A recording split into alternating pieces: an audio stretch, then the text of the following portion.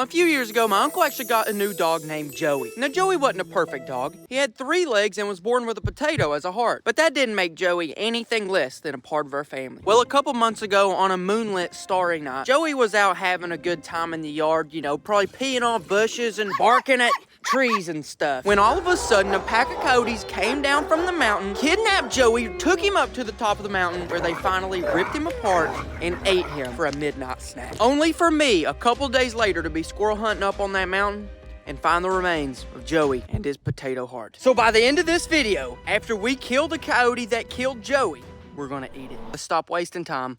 Let's get started. Now, step 1 to coyote trapping is to get out your gear. Now, for bobcat and fox, I like to use the smaller MB 450, but for coyote, I step it up to MB 550. Coyotes are just a lot bigger animals, have bigger feet, and are way stronger, which is why it's way more common to have pets killed by coyotes than fox or even bobcat. And although you can catch coyotes in the smaller trap, to be super effective at it, you really do need a bigger trap. And another special piece of equipment we're gonna be using for coyotes is red fox pee. Now, besides the bigger trap and the usage of fox pee, everything about trapping bobcat, fox, and coyotes are all exactly the same. You find a good location where you know there's a ton of coyotes. Now, for me to find those coyotes, I had a bunch of trail cameras out, so I had video proof that they're in the area. But if you don't have cameras, you look for tracks, you look for coyote dookie, you look for fur, look for carcasses, bones, anything like that, and those are all pretty good signs that you're in a spot with a lot of coyotes. And you can't go wrong with a simple dirt hole set. Now, the dirt hole set's pretty simple. First thing, you have to bed your trap in and make it feel like it's not even there. You do this by burying the trap and then sprinkling the dirt over the top of it. It's pretty simple and not that difficult. Now, for the other part of the set, you punch a dirt hole as deep as you can get it. About 12 inches is perfect, at an angle. This is where you're going to put your bait, as far deep down into the hole as you possibly can. I am using a little weird bait. I was actually using meatballs because I ran out of my normal bait. And since this hole's at an angle, in order for the predator to look down the hole and investigate, he has to put his feet right over top of your trap. And this is where I come in with the fox pee. I'm gonna just come in with that pee right over the top. Boom, we are done with that. And since we're trapping coyotes, you may be wondering why we're using fox pee. Well, coyotes are kind of like the bully of the woods. They will specifically hunt down and kill foxes just to eliminate competition. And a lot of times, that's why they're killing people's dogs too, because the coyotes see the dogs as competition. And another question you may have is, how exactly did I get this fox pee? But as for that right there, that set is literally finished. I'll be honest, guys, I wouldn't be surprised if we catch one in the next 3 days. And this is where we come into trapping strong suit. What makes trapping so effective is that these traps can work 24 hours a day, 7 days a week, and that you can put out as many that you can check. So for me, I'm gonna head on out and keep setting these traps. I'll catch you guys in a few days, hopefully whenever we get one. All right, guys, as you can tell, it's nighttime. And as you can probably also tell, we are using thermal optics, which means they can see heat. You've probably already figured this out by now, but we are coyote hunting at night. Let me show you the tools we're going to be using, and then we're going to get right out there and do it. This is actually the car we're going to be using. Now, this is an Icotec or something like that. I don't know, guys. They just gave it to me like 3 years ago. It works pretty good. Next up, I have a tripod. Now, this thing's pretty important because it's going to help me get really stable shots in weird positions. And last but definitely not least is my AR-15 with a thermal optic up top. And then I lock it into the tripod just like that so that I can scan really easy and have super stable shots. Justice for Joey, we're doing this for him and for others like him.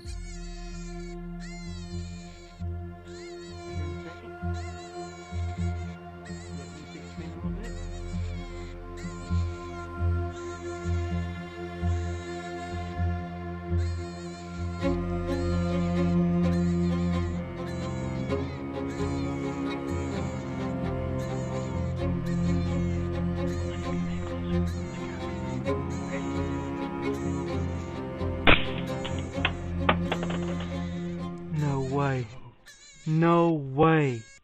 That was awesome. We just killed a stinking coyote. That's crazy. That's our first spot. That worked perfectly. He was going to come on in closer too. I cannot wait to turn the lights on and show you guys how we're actually set up. Like, it's actually kind of fun. I don't know if that really made sense, but literally there's the truck and we just hopped out, set the call like right up there, and then the coyote we shot's right over there. But we just stepped out, sat right there, and boom, there we go. But guys, from what I've been told, took a lot of advice from Sin City Outdoors. He does a lot of coyote hunting. He told me like coyotes at night, they're on a different level of stupid. Like, I mean, I don't know what to say, but we literally just shot a coyote like that right there. And I don't make the rules. That's just what happened. Let's go get him though. Check him out, baby. He's not a huge coyote, right beside that glove, which is always a good place. I don't know, he's not tiny. He's not a tiny coyote. He's a great coyote to take out. I shot him right there in the chest and he just tumbled over and he's dead. So it's actually a she, which is not a bad one to take out. Everybody comment below justice for Joey. That's one more coyote that can't kill other dogs like Joey.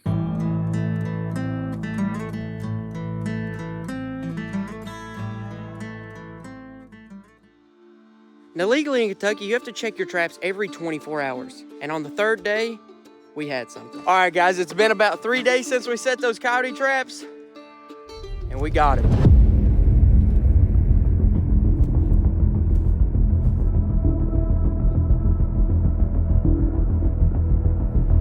When you're out here trapping, catching a coyote is literally the most rewarding animal you can catch. Of course, bobcats and red fox are cool, but nothing's more meaningful than taking out one of these coyotes. Not only do they kill wild animals like squirrels, rabbits, turkeys, but they also go after animals like little Joey, who is literally just minding his own business, peeing on bushes and stuff. Everybody go in the comments and spam RIP Joey. I'm sure he'd appreciate it. And they go after people's livestock, which is literally their job. And to top it all off, check out this graph. Coyotes aren't even native to the eastern United States, and they didn't even live in Kentucky up to about 50 years ago. So every coyote that we can take out, we're getting that much closer to how Kentucky was actually meant to be. All right, so the first coyote's been caught, but I tell you right now, in this video and for my entire trapping season, we got to get a lot more than just one.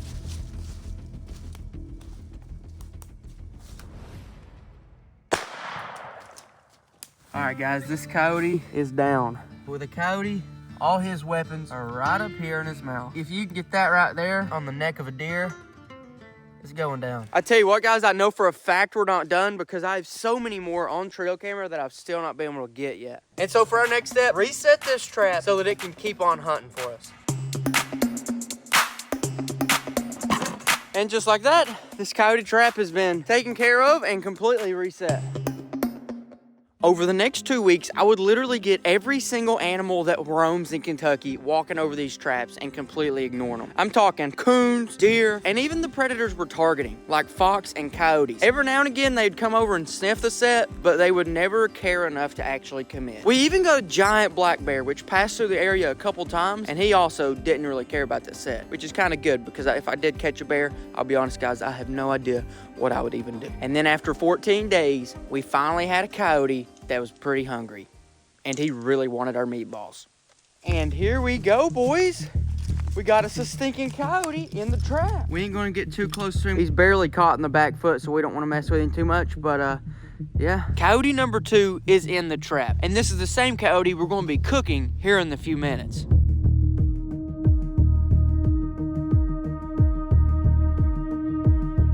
He's actually not the biggest one ever, but definitely is a coyote. He looks pretty healthy in everything except his tail. His tail's all raggedy and it's really not fluffy. But we're going to pull it out to 22 and I'm going to go ahead and take care of him. All right, guys, so for me, I actually like to shoot him behind the shoulder, which is in the lungs and stuff. It kills them really good and there's not nearly as much blood. So here we go, right behind the shoulder.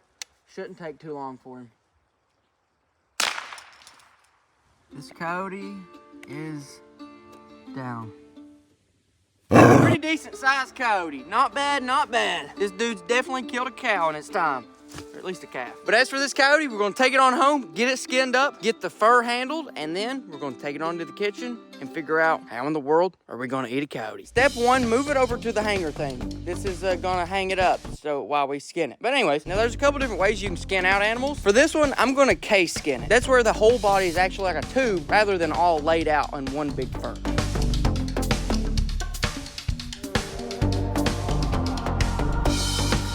I'm just gonna come in here for a second and tell you, this is the coyote skin. But I'm gonna tell you right now, guys, it ain't supposed to look like this. It's supposed to look like this. All right, now to get the meat, most people don't eat coyotes at all, and I'm really not sure what part to get or what exactly to do with it. So for this coyote, it's mainly just experimental. I think we're gonna go for the back straps. Hope for the best.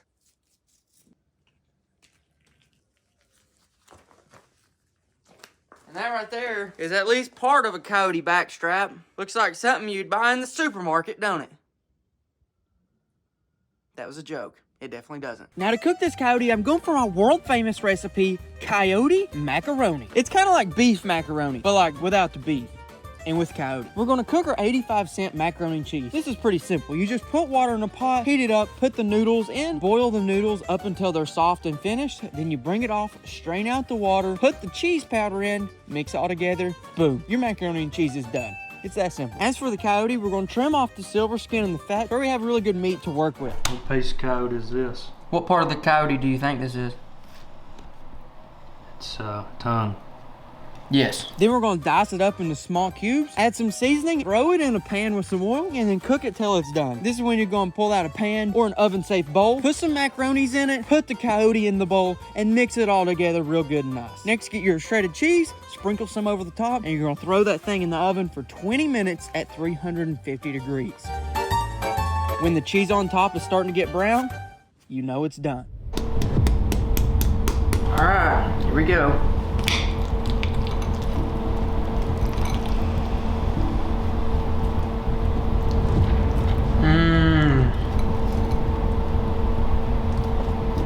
It smells different. What's the difference in the smell?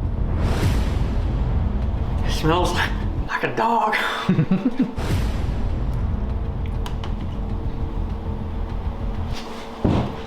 You want some? What is it? Deer. Deer and macaronis. Mm-hmm. Can I eat out of this spoon? Mm-hmm.